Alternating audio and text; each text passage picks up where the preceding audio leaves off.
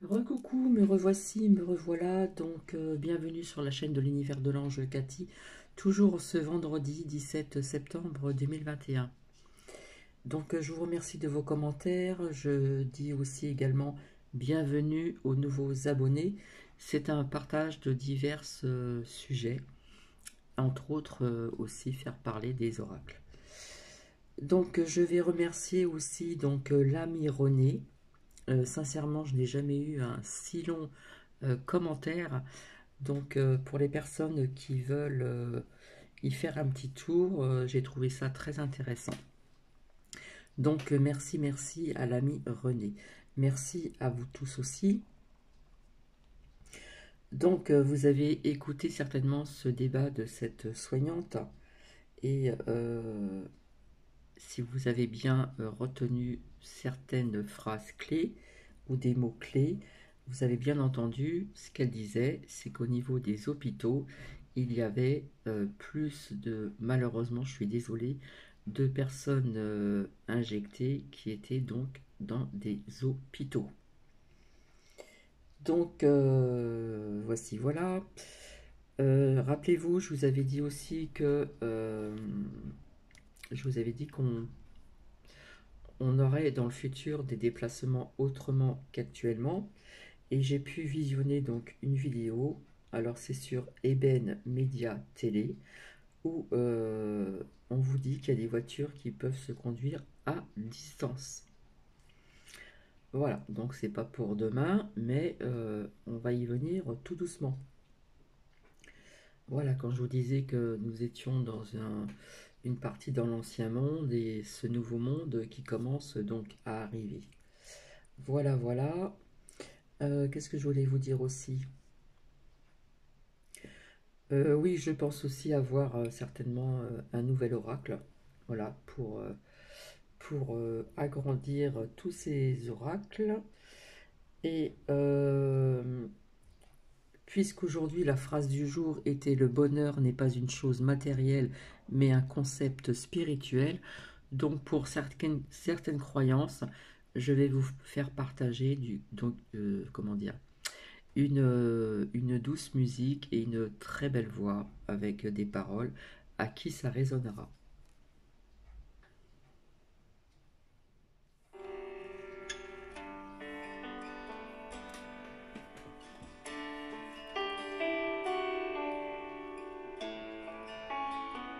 Sur la croix vers le ciel, sur le bois l'édifice, c'est mon fils. Sur ses bras qui ruissellent,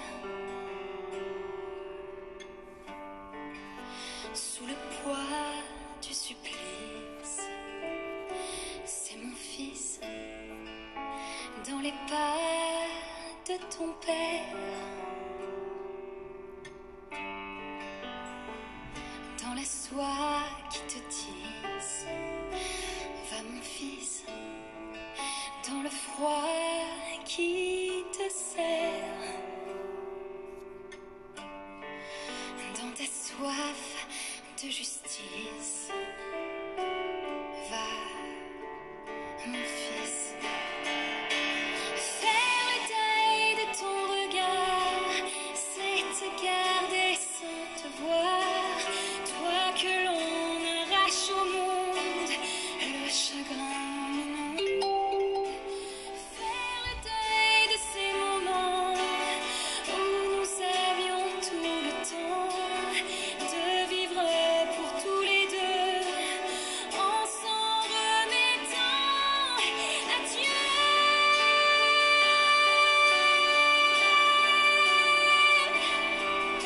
Adieu.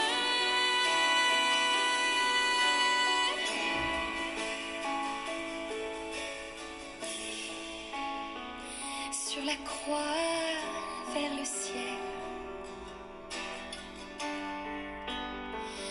dans la voix qui t'appelle, mon fils, dans l'éclat éternel,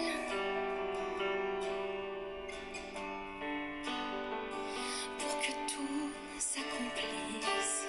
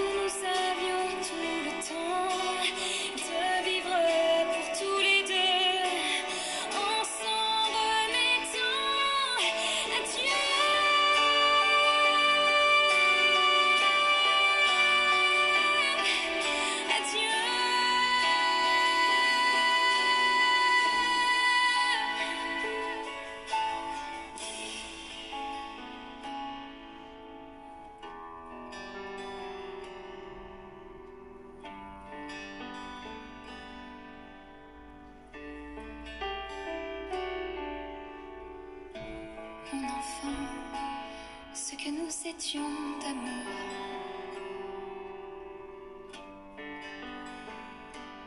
Nous le sommes toujours.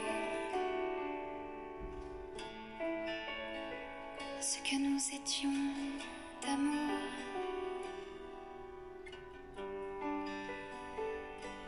Nous le sommes toujours. Toujours. Donc, si cela vous a plu, j'ai trouvé que c'était une voix très fluide, très douce et à la fois très forte, qui vous emmène loin. Donc, si cela vous intéresse, c'est Anne Silla. Donc, vous faites vos recherches. Très, très belle voix. Et à la fin, il y a un très beau message. Toujours l'amour, toujours l'amour. Et nous continuons un petit passage au niveau de une certaine croyance. Donc, où le titre est le multipass, la marque de la bébête.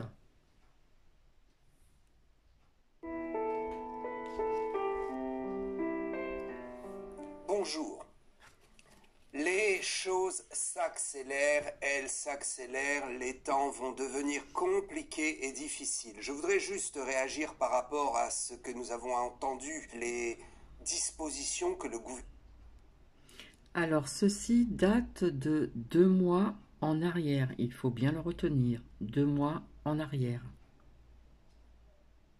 Et la chanteuse que vous avez écoutée avant, ça date de 3 ans en arrière. Le gouvernement veut prendre.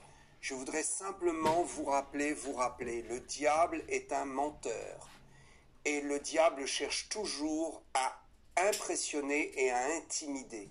Nous sommes dans un cercle, dans un circuit de mensonges et d'intimidation. Gardez vos convictions, surtout gardez vos convictions. Et avancez pas à pas, chaque jour. Ne prenez pas de décision à la hâte et sachez que le Seigneur nous éprouve. Nous sommes entrés dans une épreuve de la foi. Le monde est entré dans une grande épreuve.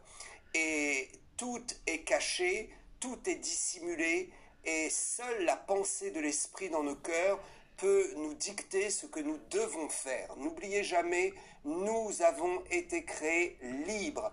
Nous sommes venus à la foi. Alors, personnellement, je l'appelle le divin.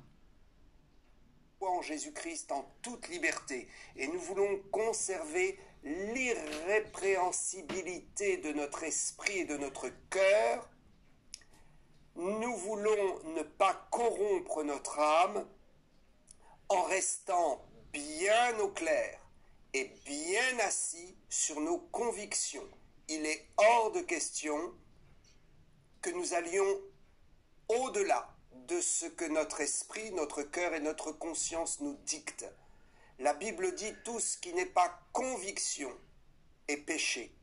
Si vous avez une ferme conviction que la solution par rapport à cette pandémie, cette solution qui nous est imposée, curieusement imposée du reste, parce qu'il n'y a pas que cette solution, mais cette solution qui nous est imposée, si vous êtes convaincu que ça peut être dangereux, que ce n'est pas fiable et que nous manquons de recul et nous manquons de visibilité pour comprendre qu'est-ce qu'il y a vraiment à travers cette solution. Alors, soyez ferme dans votre décision et avancez pas à pas. Le grand conseil que j'ai à donner aujourd'hui aux chrétiens, surtout, ne bradez pas vos convictions, restez accrochés au Seigneur et nous allons y venir dans un instant. Et surtout, sachez que nous sommes éprouvés. C'est l'épreuve de la foi. Une épreuve de la foi comme nous n'en avons jamais connu depuis des années, des décennies, je dirais. Nous sommes face à une grande problématique. Il y a une grande zone d'ombre, un voile devant nos yeux. Et comme le disait l'apôtre Paul, nous ne pouvons prophétiser que partiellement. Et nous ne pouvons voir que au travers d'un voile. Il s'agit donc de préserver notre conscience, de préserver nos convictions. Ce que nous pouvons dire et ce que nous savons, c'est que le plus dur n'est pas encore arrivé. Ce qui est plus terrifiant n'est pas encore arrivé, c'est en route. Nous ne sommes qu'au bord des douleurs, des larmes, et nous ne sommes qu'au bord de la complexité des événements. Comme je le disais, le diable cherche toujours à nous impressionner, à nous intimider. Ça ne sert à rien de courir dans une direction et de se précipiter dans une direction alors que nous Je dirais donc l'ombre et la lumière. n'y sommes pas encore obligés. Attendons les échéances. Si vous n'êtes pas convaincu d'avoir recours à cette solution sanitaire, attendez l'échéance ultime et priez. Et le Seigneur vous donnera des convictions. Ce qui est certain, c'est que nous ne sommes pas encore arrivés dans le dévoilement de la marque de la bête. Je crois personnellement que la marque de la bête est là, elle est arrivée. Mais elle n'est pas encore totalement dévoilée, elle est en train de se mettre en place. Et je pourrais lire les textes qui ont référence à la marque de la bête dans l'Apocalypse. Il y a 7 textes exactement. Et nous verrons qu'il y a dans la mise en place du processus de la marque 2 éléments importants. Il y a d'abord la mise en place de la marque qui ne sera pas forcément visible et qui ne sera pas clairement annoncée. Et puis ensuite, il y a l'adoration à la bête, l'adoration qui sera due au nouvel ordre mondial, dans lequel effectivement là il sera très très clair que nous ne pourrons pas accepter, nous ne pourrons pas rentrer dans ce processus. Alors, tout d'abord, je veux dire ce que le Seigneur m'a dit, parce que on ne peut pas dire ce qu'il ne nous a pas dit. Et comme je le disais, la volonté de Dieu actuellement, pourquoi est-ce que Dieu retient la parole des prophètes? Pourquoi est-ce que Dieu même retient la révélation que certains hommes de Dieu ont reçue, mais ne veulent pas donner ça publiquement, parce que Dieu ne leur en donne pas l'ordre? J'ai reçu des choses, je n'ai pas encore l'ordre d'en parler ou de les dévoiler. Je ne vais dire que ce que Dieu me permet de dire. Pourquoi est-ce que le Seigneur restreint la prophétie? Parce que je le dis, nous sommes entrés dans une saison de l'Église qui affecte aussi une saison mondiale pour les inconvertis. Nous sommes rentrés dans une grande saison où nous devons activer la foi et nous devons conserver les valeurs de ce à quoi nous croyons. Il ne faut pas céder et il ne faut pas brader ces valeurs parce que la Bible dit quelque chose de surprenant et je vais y venir dès maintenant et donc dire ce que le Seigneur me permet de dire et de dévoiler.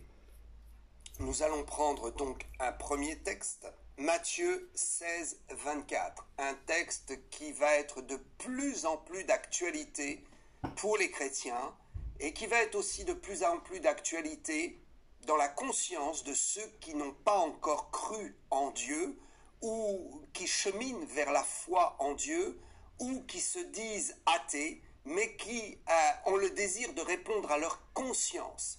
Et je le répète, je le dis et je le répète, une personne qui n'a pas rencontré Dieu et qui déjà obéit à sa conscience et respecte la voix de sa conscience est déjà en chemin vers le ciel et le Seigneur le jugera différemment parce qu'il aura obéi à sa conscience. Je ne dis pas que c'est par la voie de la conscience que nous sommes sauvés et que nous allons au ciel, c'est uniquement par Jésus-Christ.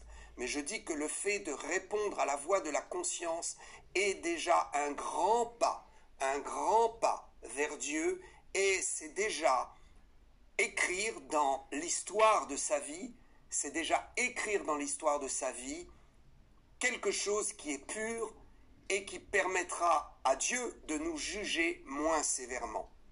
Écoutez donc votre conscience et soyez logique avec vous-même et à ce que vous voulez défendre comme idée. Alors lisons donc le texte de Matthieu 16, 24. Alors Jésus dit à ses disciples, si quelqu'un veut venir après moi, c'est-à-dire me suivre, qu'il renonce à lui-même, qu'il se charge de sa croix et qu'il me suive. Car celui qui voudra sauver sa vie la perdra, mais celui qui la perdra à cause de moi la retrouvera. Il y a des gens qui vont vouloir sauver leur vie et au lieu de la sauver, ils vont se précipiter dans un gouffre terrible qui fera que de toute façon, la mort viendra les chercher. Jésus est clair. Celui qui suit les commandements bibliques, qui suit le Seigneur Jésus, qui obéit aux commandements de Christ et qui en sa conscience devant Dieu ne veut pas suivre le mouvement global, celui-là risque effectivement de gagner sa vie et de ne pas la perdre. Alors que celui qui voudra la gagner pour se conformer à la sacro-sainte doctrine sanitaire qui nous sera imposée, celui-là risque de perdre sa vie. Prenons donc garde et réfléchissons bien. Jésus dit, celui qui voudra sauver sa vie la perdra, et celui qui la perdra à cause de moi la sauvera.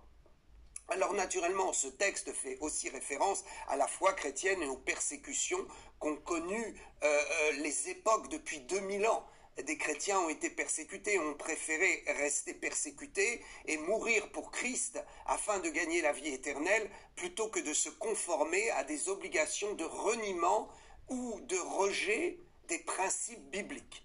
Nous n'en sommes pas là parce que la solution sanitaire qui nous est proposée n'est pas une solution qui clairement nous fait renier Dieu. Et c'est là la grande complexité, c'est là où nous devons persévérer dans la foi, rester tranquille et ne pas nous précipiter. Cela veut dire que je respecte entièrement ceux qui veulent avoir recours à cela. Mais je dis aussi qu'il faut respecter ceux qui ne veulent pas avoir recours et je dis qu'il faut réfléchir. Parce que est-ce vraiment la solution? C'est là la grande question que nous nous posons. Alors, si quelqu'un veut suivre le Seigneur, il doit porter sa croix. Nous allons arriver à une situation, c'est juste une porte qui s'ouvre aujourd'hui, c'est juste une pression qui est mise, c'est juste un chemin qui est tracé clairement devant nous. Mais nous allons arriver dans les mois qui viennent et l'année prochaine à des obligations qui commenceront à mettre en évidence le fait qu'il faut être plus laïque que religieux et le fait que ce que nous propose et nous impose le gouvernement mondial nous entraînera dans un reniement progressif de la foi et nous emmènera progressivement vers la dévotion pour des solutions humaines et pour une dévotion vers un gouvernement mondial qui voudra contrôler la planète entière. Donc, ce que je dis aujourd'hui, c'est clair. Nous n'avons pas encore l'identification formelle du signe de la marque de la bête. Nous n'avons pas encore l'identification formelle du signe de la dangerosité de ce qui nous est proposé. Mais nous voyons un chemin se tracer devant nous et le conseil que je donne, soyons prudents et n'allons pas trop vite. Attendons d'être sur la ligne rouge et d'être au pied de l'échéance. Il sera encore temps de décider et en sa conscience de voir ce qu'il faudra faire. Aujourd'hui, il ne nous est pas demandé d'adorer Satan, d'adorer le gouvernement mondial. Il ne nous est pas demandé de renier notre foi. Donc nous sommes encore tranquilles. Mais nous devons nous préparer à des temps qui viennent où il faudra porter sa croix et il faudra accepter de renoncer à soi-même, de renoncer à la qualité de vie, à la possibilité de vie, pour suivre le Seigneur et ne pas le renier. Nous n'en sommes pas là. C'est pourquoi je voudrais que vous ne soyez pas inquiets, que vous soyez très tranquilles. Très tranquilles. Il y a forcément des solutions. Nous ne sommes pas des fanatiques. Nous sommes juste des gens qui voulons marcher avec sagesse et intelligence. Alors, je vais prendre un autre texte qui est réellement un message que je veux vous envoyer, vous faire passer. Ce texte se trouve dans l'Apocalypse au chapitre 22, versets 11 et 12. Il est écrit « Que celui qui est injuste soit encore injuste. Que celui qui est souillé se souille encore. Et que le juste pratique encore la justice. Et que celui qui est saint se sanctifie encore. Voici, je viens bientôt, et ma rétribution est avec moi pour rendre à chacun selon ce qu'est son œuvre. » Le grand cri que je lance, sanctifiez-vous de plus en plus. Cherchez le Seigneur, lavez votre robe devant le Seigneur, marchez avec justice et droitesse de cœur. Mes propos ne sont pas incitatifs. Si vous êtes convaincu de ne pas le faire, ne vous précipitez pas et ne vous angoissez pas. Attendez de voir la main de Dieu agir. Attendez de voir ce que le Seigneur va faire. La rentrée s'annonce tumultueuse. Nous ne savons pas ce qui va se passer. Et si nous nous précipitons, nous risquons de regretter. C'est pourquoi je dis, le mieux, si vous n'êtes pas convaincu en vos cœurs, faites comme moi. Attendez l'échéance, attendez la ligne rouge. Nous verrons bien parce que nous avançons jour après jour par la foi et nous voyons comme au travers du voile. Dieu pourrait faciliter les choses, mais il ne le veut pas, parce qu'il veut sonder nos cœurs et nos consciences, et il veut que nous-mêmes, nous puissions nous sonder et prendre une position qui ne soit pas sectaire pour les autres, mais une position aussi qui nous permette de garder notre liberté. Donc ce qui est évident et essentiel, c'est que nous devons garder notre esprit pur. Il faut rester droit devant le Seigneur.